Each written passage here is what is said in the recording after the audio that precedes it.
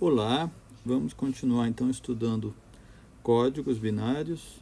Aqui o código BCD, representação de caracteres, outros códigos. Falando em maior detalhe, o código BCD, a representação mais comum para caracteres, uma rápida exposição sobre tipos de código digital para o áudio, os códigos especiais e redundantes e, finalmente, códigos voltados para transmitir esses dados numa linha serial. O caso de BCD, Binary Coded Decimal, decimal codificado em binário, ocorre porque muitas vezes é útil representar cada dígito da representação decimal diretamente em binário, então dígito por dígito. Por exemplo, um display, né, você já manda para cada campo ali a representação digital, binária, daquele dígito, já coloca ali na posição certa. Nesse caso, um número de n dígitos é representado em 4n bits. Certo? Eu preciso de 4 bits para cada dígito, porque com 3 bits eu representaria de 0 a 7, eu não representaria nem o 8 nem o 9. No entanto, quando eu passo para 4 bits, eu acabo ganhando representações de dígitos que não existem, 10, 11, 12, 13, 14 e 15. Então, tem umas palavras aí que não vão ser usadas, então existem várias alternativas para esse código. Nessa tabela aqui, eu mostro algumas possibilidades. Estão aqui os nossos dígitos. Primeira coluna, o chamado BCD 8421. Tá? Esses números são a potência de 2, tá? Então, em resumo, é a representação binária padrão, ok? O 0 é o 0 e vai até o 9, que é 1001. Eu não uso, como eu disse, os dígitos que em binário representariam 10, 11, 12, 13, 14, 15. Quando se fala em BCD, se não se fala mais nada, provavelmente estamos nos referindo a esse BCD aqui, certo? Essa segunda coluna é um código chamado 2421. De novo, são os pesos de cada bit na soma final. Mais uma vez, eu sempre vou ter uma quantidade de palavras não representadas, né? E daqui a pouco eu mostro qual é o interesse desse código. O código excesso 3, tá, é igual ao BCD mais, digo, o BCD convencional, né, o 8421, naturalmente com excesso 3. Então, representa o 0 pelo número binário 3 e assim por diante. Eu deixo de usar agora outras palavras, né? Eu não uso o 0, 1, o 2 e as outras são iguais a essa. A questão do 2421 e do excesso 3 é que eles têm uma propriedade interessante para complemento, né? Se eu inverter esses bits, eu tenho dentro desse código a inversão. O que é a inversão decimal? É o quanto falta para 9, né? Certo? Assim o 0 fica 9, o 1 fica 8, assim por diante. E, curiosamente, com esses dois códigos, se eu inverter bit a bit, ou seja, o 0 vira 1 e o 1 vira 0, eu também tenho essa representação. Então, é fácil de inverter números, ou de calcular complementos. Esse biquinário, né, é inspirado nos ábacos antigos, foi usado em alguns computadores. E esse último aqui é o 1 de 10, tá? Muitas vezes chamado também o código one hot. Isso não vale só para BCD, é sempre uma possibilidade. Se você tem, sei lá, 10 possibilidades, você pode ter um código em que apenas uma das posições é 1, o resto é 0, indicando qual é a posição. Então aqui é 1 na primeira, o meu 0, 1 na segunda, o meu 1, e assim por diante até 1 na última. Naturalmente, eu gasto muito bit, né? Num código, então, para 10 símbolos, eu vou usar 10 bits.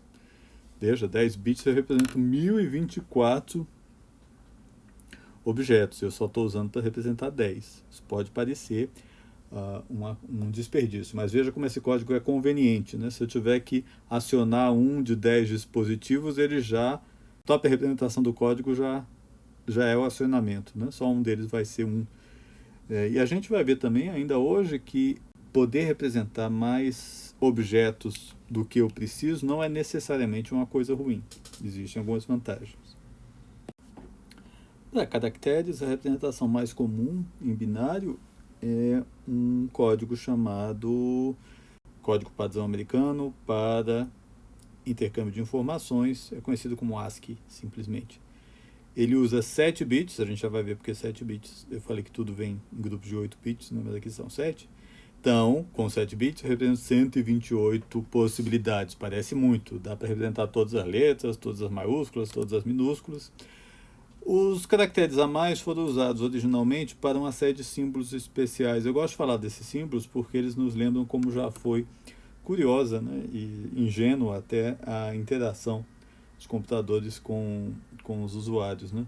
O caractere ASCII número 7, ele é a campainha, tá? Ele fazia antigamente uma campainha ser acionada junto ao computador, será às vezes usado para chamar a atenção do operador, coisa parecida. O código 13 é chamado Carriage Return, retorno de carro. Isso é uma coisa que vem da antiga máquina de escrever, daquele botãozinho que faz máquina de escrever voltar para escrever a próxima linha. Tá? Então ele era usado é usado até hoje, uma das formas de separar uma linha da outra.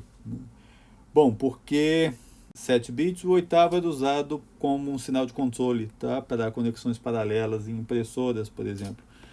Se você tem uma impressora antiga, talvez você tenha visto um cabo bem largo, né, com muitos fios. Esse era o cabo paralelo, era a comunicação normal com impressora. Hoje isso foi substituído pelo USB, que é um cabo, é uma comunicação serial, né? Os bits vão um de cada vez. Na versão original, então, veja, eu tinha a representação dos caracteres latinos sem acentuação. Okay? Hoje em dia, a gente usa, na verdade, uma série de extensões, né, para que eu possa representar os caracteres acentuados, os caracteres de outros idiomas, etc. Então, aqui está a tabela, está um pouco difícil de ver, né? Vamos aumentar um pouquinho. Chamando a atenção, aqui estão os bits, né? Então, os bits de 3 a 0, bits de 6 a 4, formando 7 bits. E aqui também o valor em hexa, tá? Hexa é bastante compacto, né? Para representar. Então, observem como eu avisei para vocês o código 7, né? 01000, que é a campainha, bell. Falei para vocês que o 13, está aqui, ó, 13, carriage return, retorno de carro, e assim por diante. Aí, a partir espaço, alguns caracteres especiais, os números, alguns sinais, e começam as letras maiúsculas, depois as letras minúsculas. Ok? Mencionar rapidamente algumas características da representação de áudio digital. Vou falar especificamente do formato WAVE, né, o formato não comprimido.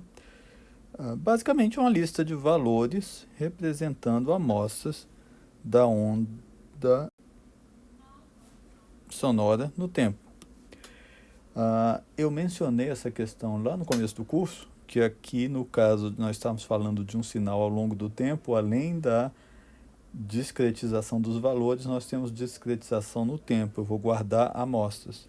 O teorema da amostragem vai me dizer que eu preciso 2f amostras por segundo para representar corretamente um sinal de frequência máxima f.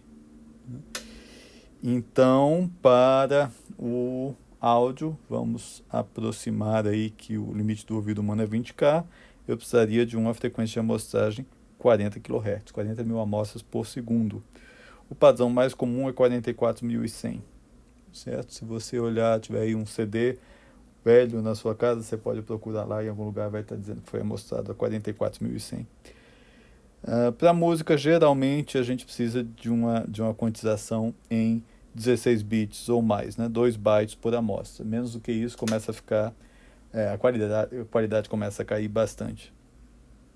Faz as contas aí, tá? 2 bytes nessa taxa, nós vamos gastar 10 megabytes por segundo de áudio. Isso é bastante, né? Isso é bastante, são arquivos bastante grandes. Essas amostras em 2 bytes estão armazenados como inteiro com sinal, então vão de menos 32768 a 32767, complemento de 2 para negativos. Vocês podem ver nesse site aqui detalhes sobre o formato WAVE. O formato WAVE era a forma escrita nos CDs. Ele de fato tem eles são arquivos bastante grandes. A compressão do áudio, né, que teve um primeiro momento com o MP3 e depois com técnicas mais sofisticadas, elas que vão conseguir reduzir bastante isso. O MP3 padrão reduz isso 10 vezes. Aí eu passo a ter 1 megabyte por segundo, e aí isso deu um grande impulso na ideia do áudio digital e também da pirataria, né, do áudio.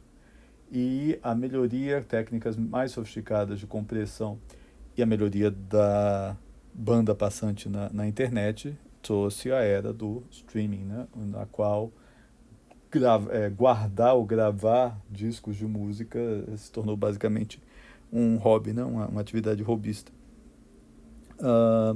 O MP3 vocês podem estudar num curso de áudio ou de processamento de sinais.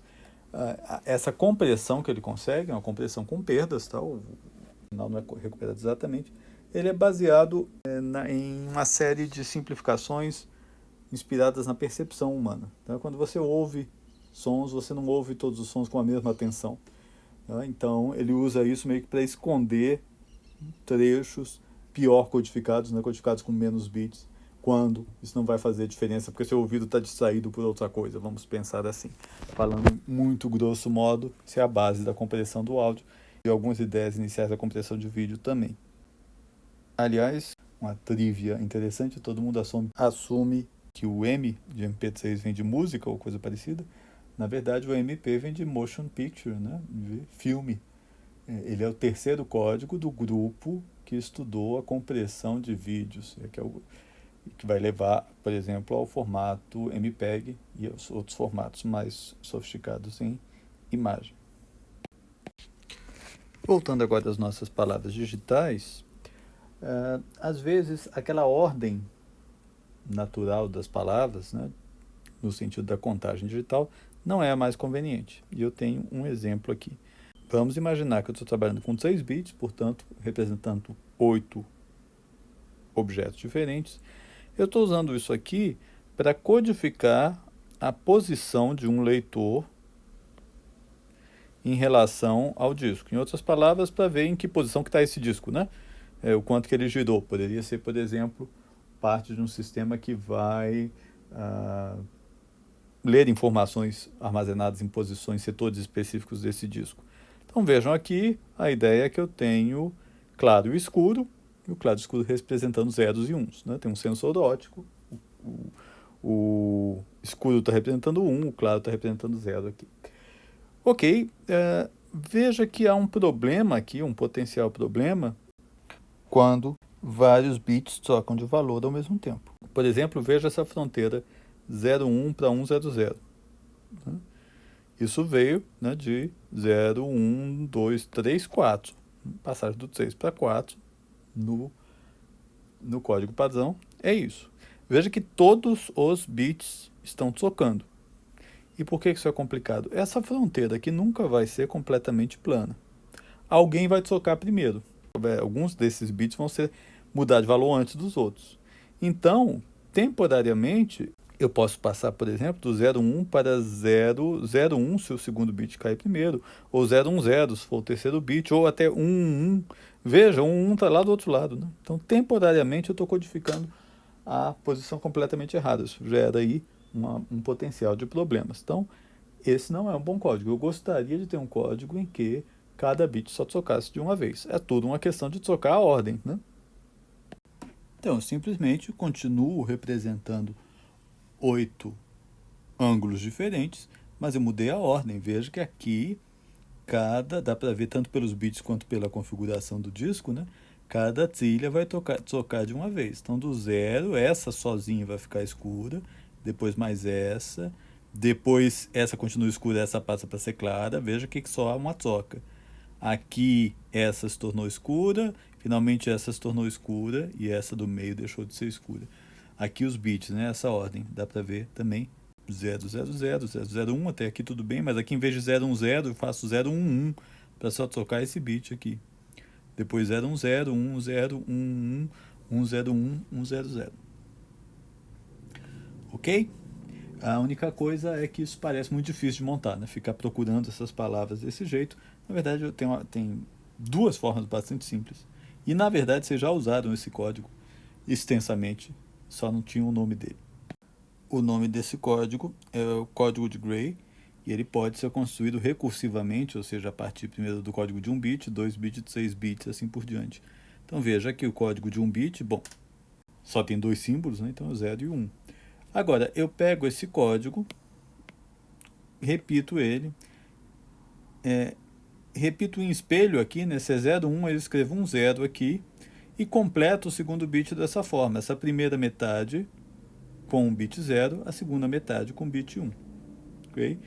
Podem observar, eu só troco um bit de cada vez. Podem observar, você já estava usando isso lá no mapa de Carnot, lembra? A ordem que a gente colocava uma linha ou uma coluna não seguia isso aqui. E não à toa, né? Eu preciso de um código em que as células vizinhas só tem a mudança de uma variável. Lembra? Pelo mesmo motivo. A solução é a mesma.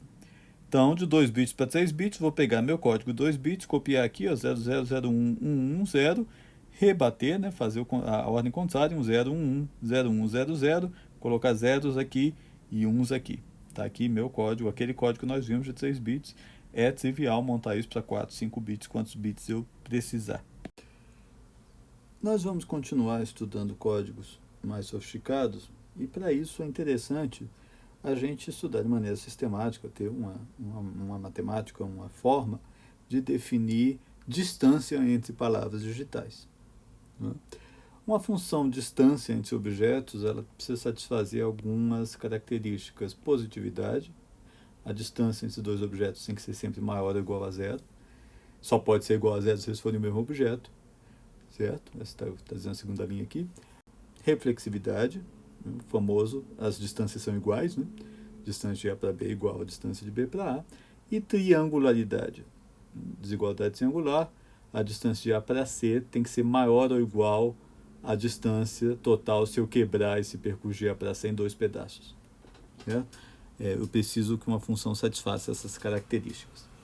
Para palavras digitais, a distância mais comumente usada é muito simples de calcular, é o número de bits diferentes entre duas palavras. Vai ser chamada distância de Hamming. Então, aquilo que eu fiquei falando do código de Gray, só muda um.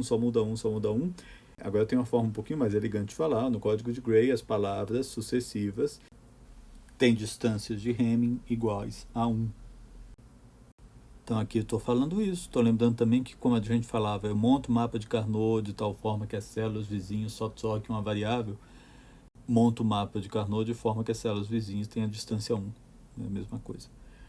Uma outra representação muito comum, que vai clarificar algumas coisas quando a gente falar de códigos redundantes, são os chamados n-cubos, né, para representar distâncias.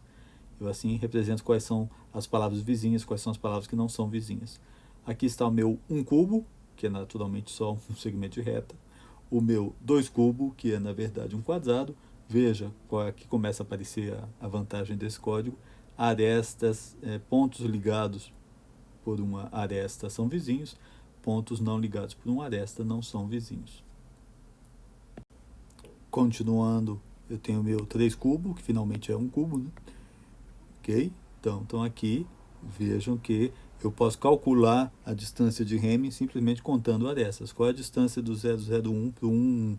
Eu sei que são 3, né? São 3 bits que mudaram. Mas veja que eu posso chegar aí num percurso mínimo de um para outro em 3 arestas. 1, 2, 3, né? Tem mais de uma alternativa.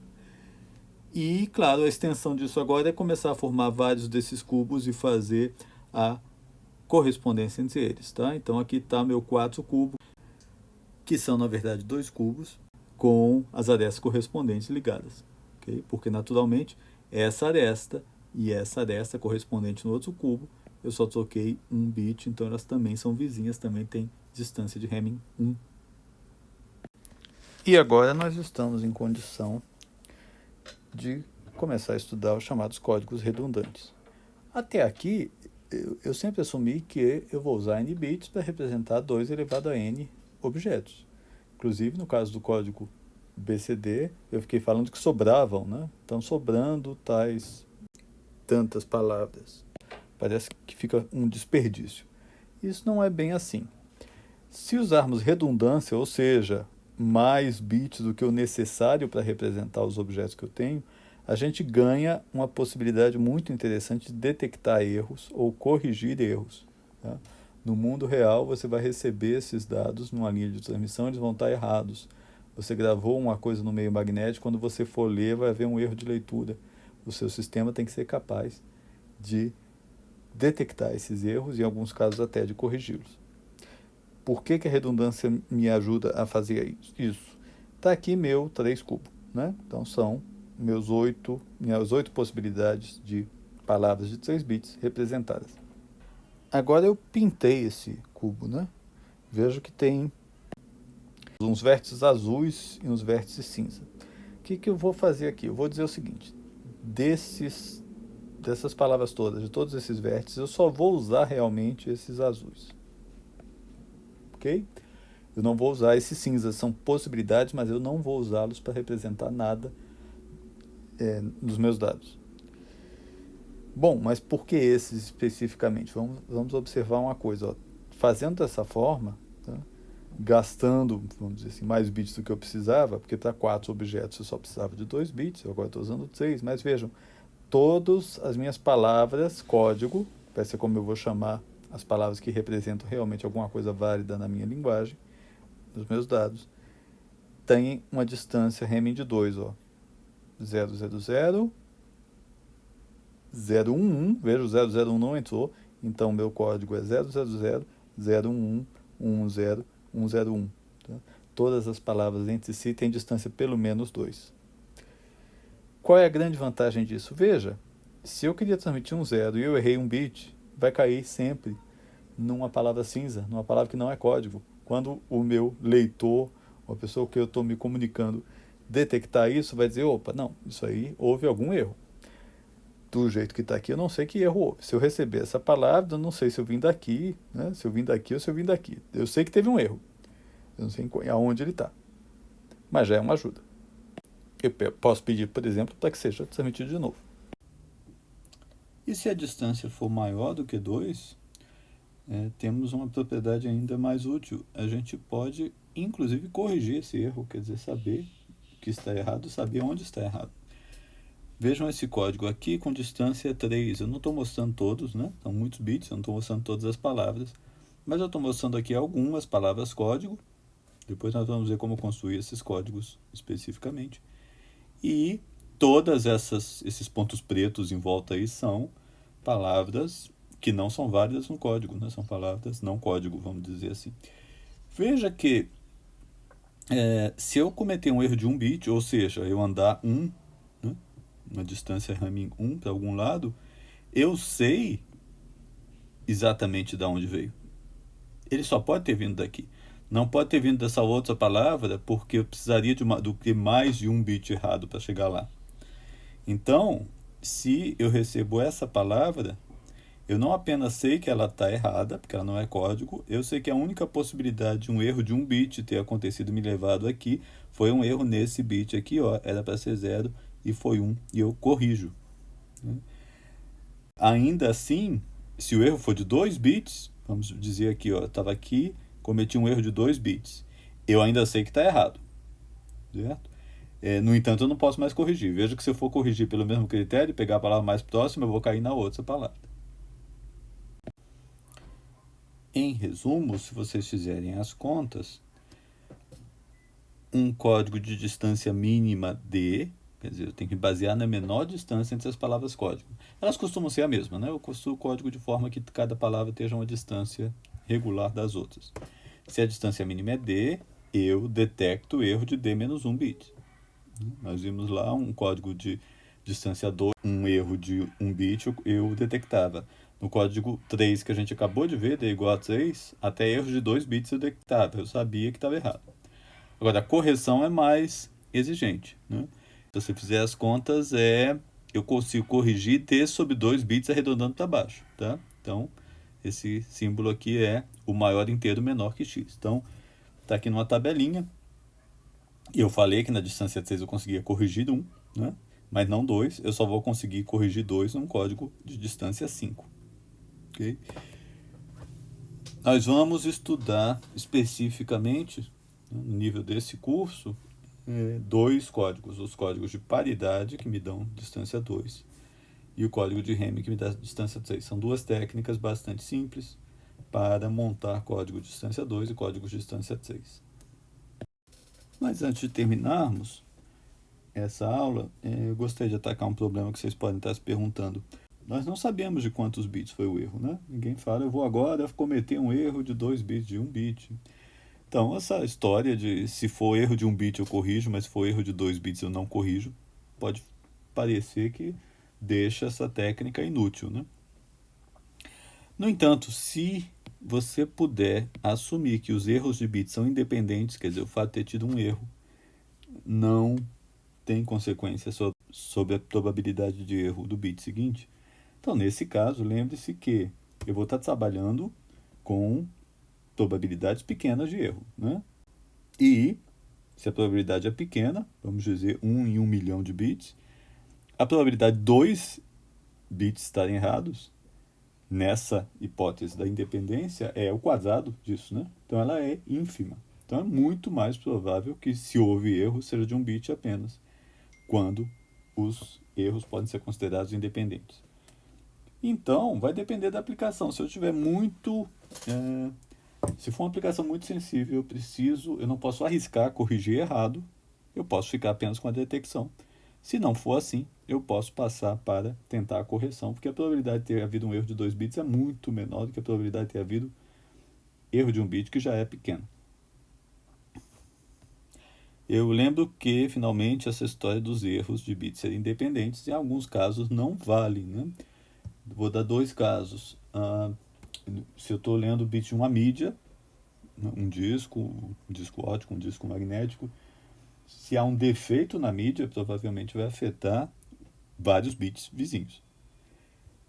Se esses bits estão vindo serialmente por um meio de transmissão ao ar livre, por exemplo, condições atmosféricas provavelmente também afetam vários bits em seguida. Então, essa condição nem sempre vale, certo? O que nós vamos ver é que hoje, para manter as taxas de transmissão e a densidade de bits nos meios que nós usamos hoje, os códigos de correção são muito mais sofisticados que esse. Então a gente para por aqui. O próximo passo é realmente construir esses códigos de distância 2 e distância 3.